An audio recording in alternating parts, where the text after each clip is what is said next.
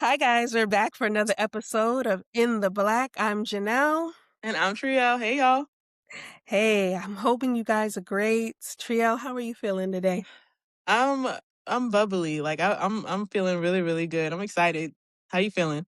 No, I'm feeling good too. I'm feeling good. I'm excited for this topic. I've got some stuff I want to share and what I've been doing. And so I'm excited. All right, so you guys, today's topic is going to be identity is the new capital. And so, Janelle, I'm gonna just go ahead and give you the flow and let you have that one right there, cuz. Yeah, so I talk to my clients about this. I'm constantly talking about building your brand as yourself, right? Because you Mm-hmm. can have two brands. You can have your brand as, let's say, Triel is a brand versus her company, maybe the brand box, right? So those are two different things that you should be building up. Mm-hmm. But people are buying, when they're buying things, they're buying you. They're buying the story that you're telling them. Mm. So as we're going and we're progressing, people are seeing that they need more. People want more out of the brands, out of these companies. If they're giving their money, they basically want to know everything about you. Yeah, Who are you? absolutely. Why should I give my money to you? What results can you give me? And they want to find out why they should do business with you, because we have to be so careful who we do business with. I know we talked about this on the last episode, but people who we bring into our ecosystem, we have to make sure we have to vet them, thoroughly vet them, whether it's personal business or anything else like that. And the best way for your customers to vet you is for you to share with them who you are.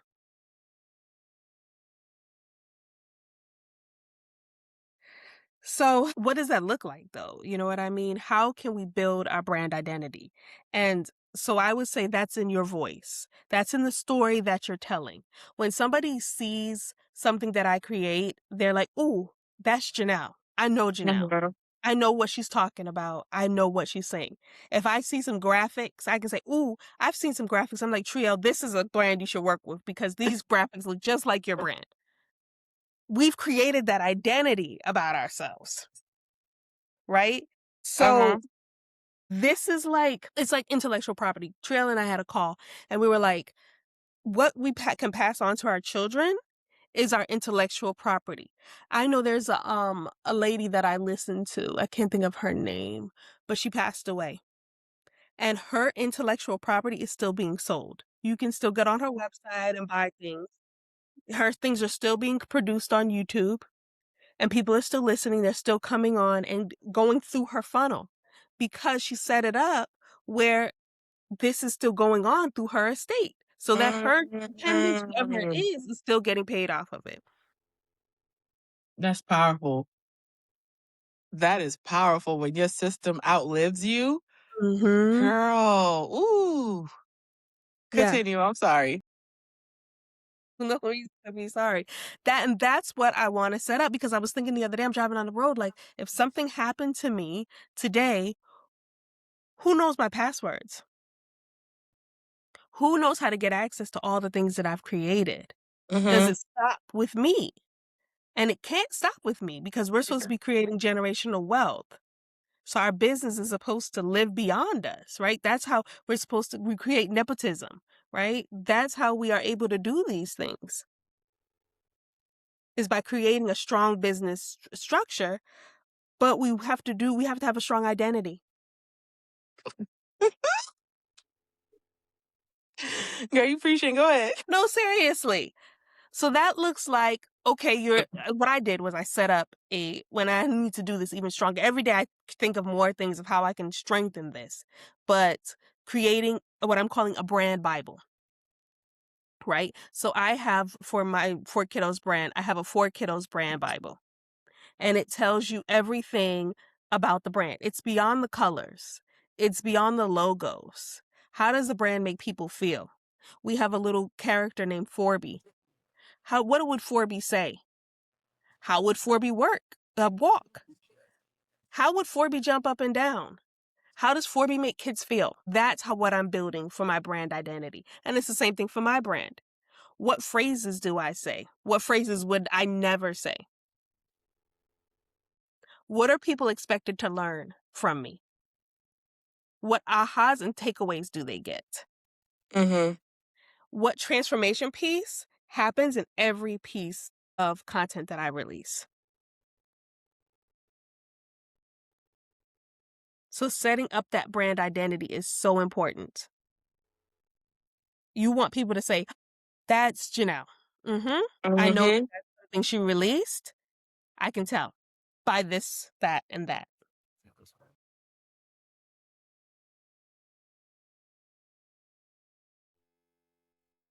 Okay. Um, let me jump in here. Let me tap in here.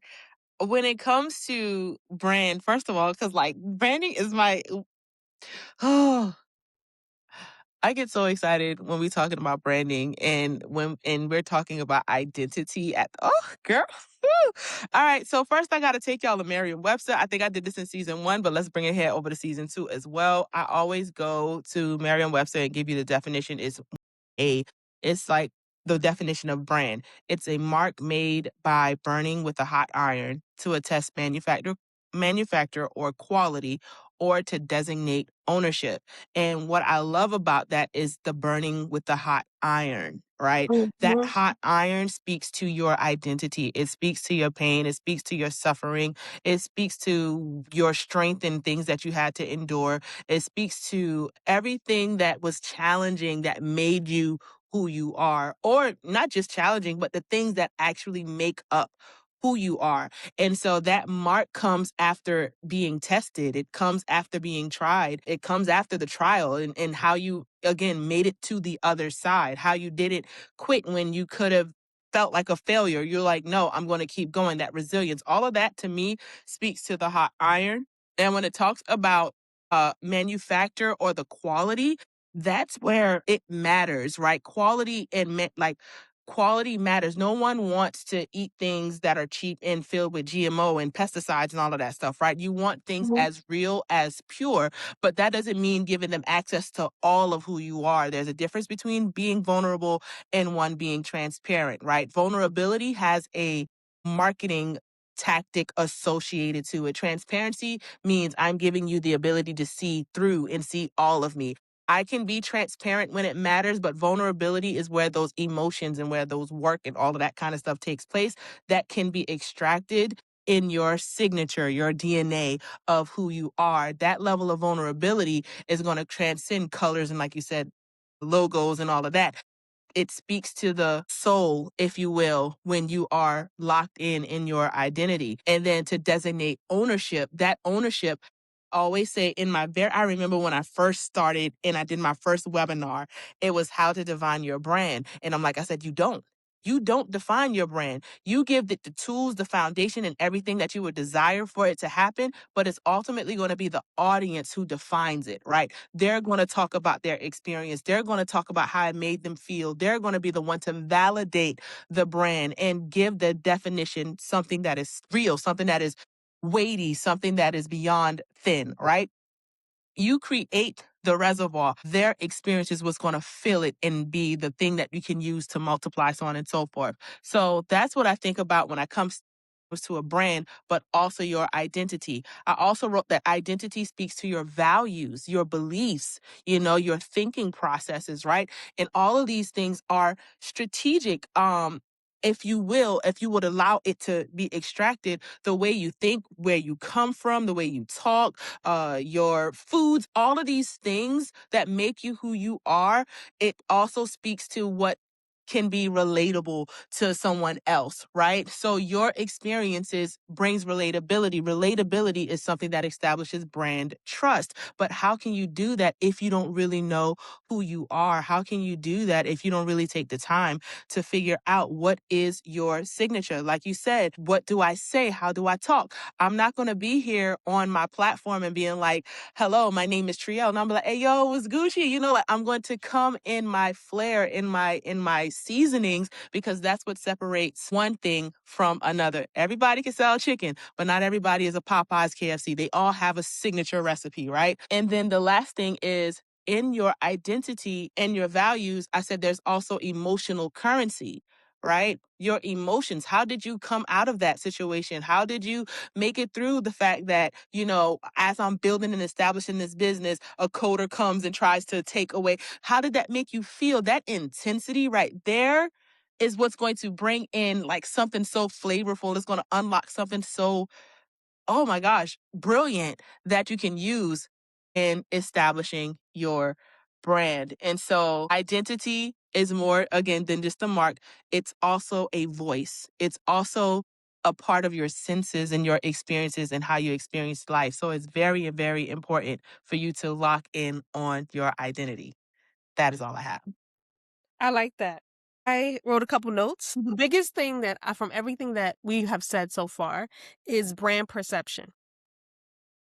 Right? Mm, Those are the words that rang out to me because we can think that we're letting out we look a certain way, but how do people perceive us? When they come to your brand, how are you perceived? I know that I was perceiving in my mind, I thought that I looked a mess, right? Last year, I was like, oh my gosh, these people have watched me over the years and they've seen all the different businesses I've started. They've seen all the different brands I've started. And I was like, they think that I'm crazy. I have some ADHD. I got something. Because but somebody came to me and was like, "You have been working so hard at this." And they saw, even though it was different brands, different colors, different this, different that, they saw the through line. They saw that I was working with kids, I was doing education. They said that they've seen the growth in that through line, right? So that was the brand perception that I had been working hard and I had been an entrepreneur for a long time. So what I thought was one thing, they perceived as something else. mm-hmm. The other thing that I wrote a note down about was in the book that I'm reading right now with Yuri Levant, he's constantly having you to check about how first time users are experiencing your app, right? So the UX, you are never able to have a first time experience again. You only get it one time. Mm-hmm. So I'm using that to the same thing with a brand. People only get one time to find you for the first time. I know a big thing on TikTok is like, this is my first time seeing you. That's in the comments all the time. This is my first time, right? So how do people see you when they see you for the first time? What type of experience are you giving them?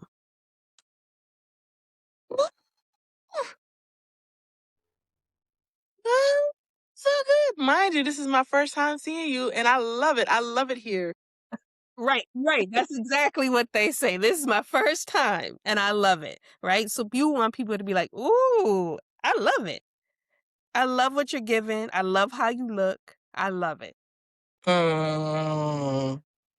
Brand love. Something in that book Mhm, as well he talks about is like love. Like, are they going to fall in love? Is this like the first time? Is it like the first kiss? Like he's really using that first time experience through intimacy. And this is what's going to mhm, happen when someone experience you, you're going to become intimate in some way, shape, or form. They're either going to, again, feel like they resonate with you, like, oh my gosh, we're all living the same lives, mhm, that type of mhm, situation right there. mhm, And then that's going to cause them to binge watch you. They're going to want to know, they're going to start clicking all your links and so on.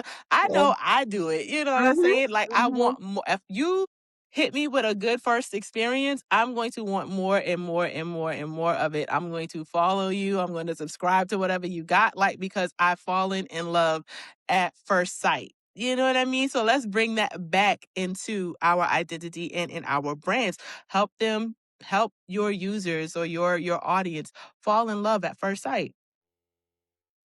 I was gonna do a consulting gig for Microsoft, and my metric for that consulting gig was brand love. So how are you Mm, measuring your client's brand love for you? Do you know if mhm. they love you? Do they hate you? Will they do business with you? Are they coming back? How Yeah. many of your clients are buying multiple times with you? That's how you Mhm. figure out your brand love, to figure out if you're doing a good job or not. Where do you need to make changes? Make sure that Yeah. you're constantly doing surveys with your clients on a regular basis, asking for that feedback. Because testimonials are great, but feedback is even more valuable. Mm.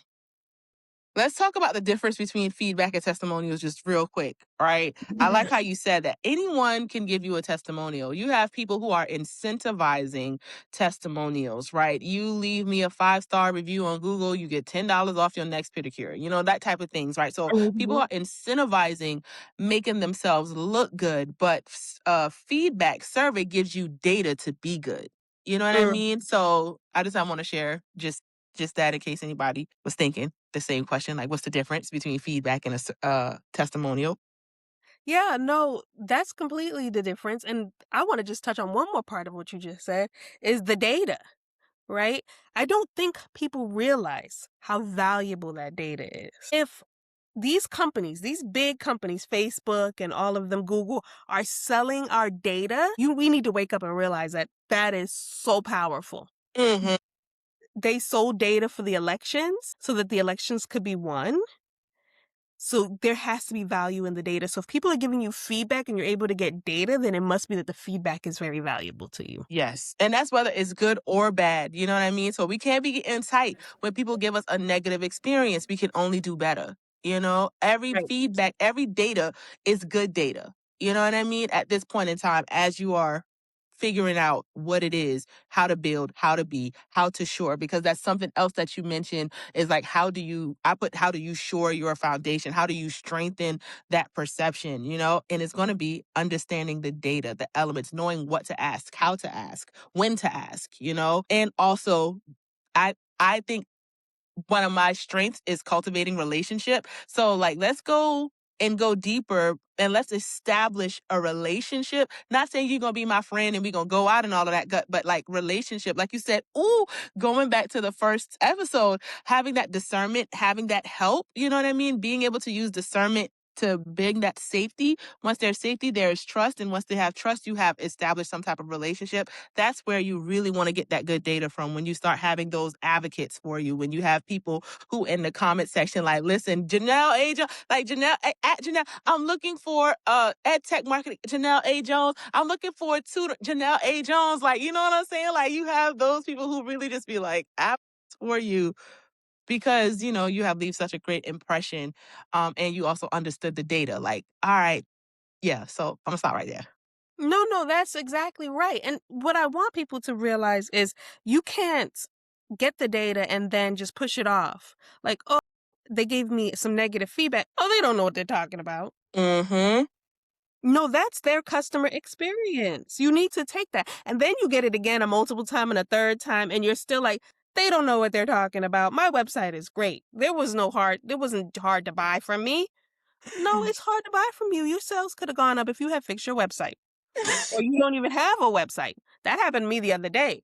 Somebody was trying to sell me something. It was I'm trying to get into boot camp to work out. Uh-huh. And I put it on Threads. I reached out to he said he had a boot camp program. I reached out to him and he said he doesn't have a boot camp. He has a small group service. I'm not interested in small group service at all. Mm-hmm. Then he said I could come down to his location for a consultation. This is a man. I'm a woman. I'm not going anywhere to get any consultation. Then he said that it was $300 for 10 sessions. Okay, fine. $300 for 10 sessions. Can I look at your website to see about your different packages and the workouts No, I don't. We're in transition. People need to be able to validate who you are and what you're doing. Where are the testimonials? Where is the content? Where is the website? Where is proof that you are who you are that I'm giving you 300 of my hard-earned dollars for? Yeah. Whew. This is very important if you plan on being in business. In this moment, I was like, use data because data is always going to bring you a level of humility. Sometimes we just think we good, and sometimes it's just like that's not the case. We got to burst our bubble. So come off of pride and ego, come off the high horse for a little bit, and actually become humble to actually understand, actually listen to what is being said or what is being felt, right? Read them comments, like for real, for real. DM them if you have to. Hey, would you mind jumping on a call to help because I really want to make this experience better? Because I've seen this. It was a girl on social media. I know she always like do stuff with shoes and cheer.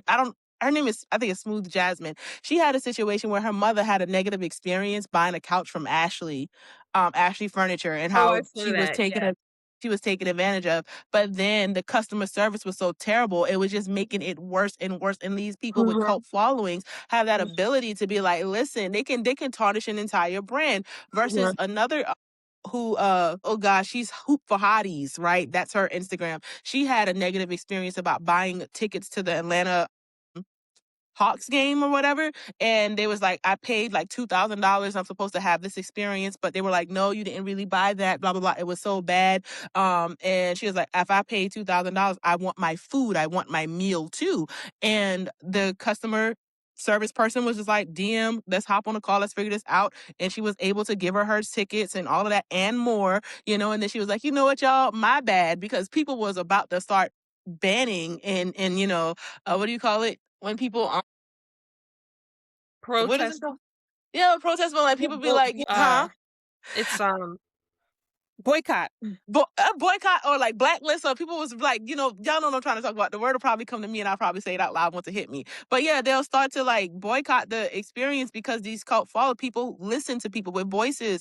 And so they was able to just respond and be like, we're gonna get this situated. This ain't gonna never happen. And please don't banish our platform because, whatever, whatever. And now she was like, y'all, I had to do another video because they got it situated. But they took that negative experience because people in the comments like, that happened to me too. That happened to me too. Which it Mhm. was data. Like we could have used that and be like, no, we're the best, and let her just continue to tarnish us. Or we can use this as an opportunity to show how great we are. So it's just two different experiences. The furniture where the lady don't even want to, the Ashley don't even want to give this lady her money back for the couch, to a point where another brand step in and be like, I'll send you a couch. I will send you what kind of couch we have this in our warehouse. They sent it to the girl for free. You know what I'm saying? Like it's just like use these moments, y'all. Listen, and see Mhm. how you can position yourself. And then transparency is validation. Like you said, I know I talked about vulnerability and building the brand voice and how transparency allows you to see.